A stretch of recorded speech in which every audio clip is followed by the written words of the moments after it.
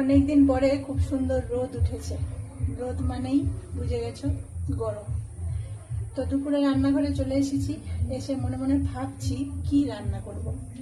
আর আজকে দুপুরে বরমশাই খাবে না, একাই খাবো। আর একা খেলে তো রান্না করতে ইচ্ছা হয় না। তাও ভাবছি একটু তো কিছু রান্না করতেই হবে, কেন ভিডিও কালকে করিনি, আজকে একটু লাঞ্চ ভিডিও করব। তো চলো ডিম করব ভাবছি। তো ডিমের একটা কাহিনী করে নিয়েছি। ডিমের মশলা টশলা আমি গ্যাসে করব। আর ডিম দিয়ে দিয়েছি একজনকে সিদ্ধ করতে, সে সিদ্ধ করে ডিম ভেজে দিবে, আমি খালি মানে শর্টকাটে, গ্যাসে তো হয় না। আজকে একটু সকালবেলা পাস্তা করেছিলাম, পাস্তা খেয়েছি।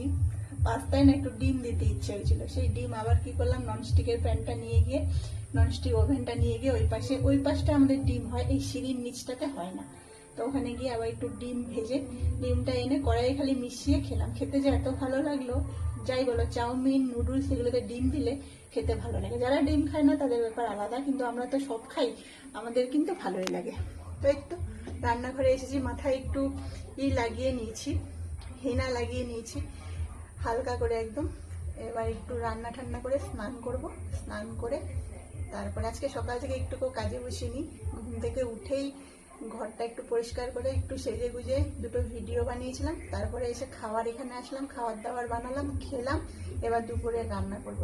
তো সবাইকে শুভ দুপুরের শুভেচ্ছা। দিনটা খুব সুন্দর কাটুক, খুব ভালো থাকো, সুস্থ থাকো সবাই। যে যেখান থেকে ভিডিওটা দেখছো সবাইকে অনেক অনেক ভালোবাসা। তোমাদের ওদিকে ওয়েদারটা কেমন জানিও।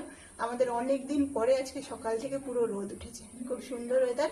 রোদটার দরকার ছিল, অনেক জামা কাপড় অনেক কিছু ধোয়াধুয়ি করার আছে, একটু রোদ দরকার। আর রোদ হলে গরম হলে না কাজও ভালো হয়, গরম গরম করে কাজগুলোও হয়ে যায়। আর বৃষ্টি বৃষ্টি থাকলে বেরোনোও যায় না, কোনো কাজও হয় না। তো চলো রান্না বসিয়ে দিই। যাই রান্না করি যাই খাই তোমাদেরকে তো দেখাবো। তো তোমাদের কি রান্না বান্না কমপ্লিট হয়ে গেল? কমেন্টসে জানিও। সবাইকে শুভ দুপুরের শুভেচ্ছা। সবাই ভালো থেকো, সুস্থ থেকো। যে যেখান থেকে ভিডিওগুলো দেখছো সবাইকে অনেক অনেক ধন্যবাদ। হয়তো সবাইকে রিপ্লে করতে পারি না, কিন্তু আমি সবার কমেন্টসগুলোই দেখি আর চেষ্টা করি সবাইকে রিপ্লে করার। অনেক অনেক ধন্যবাদ আমার সকল দিদিভাই দাদাভাই সবাইকে।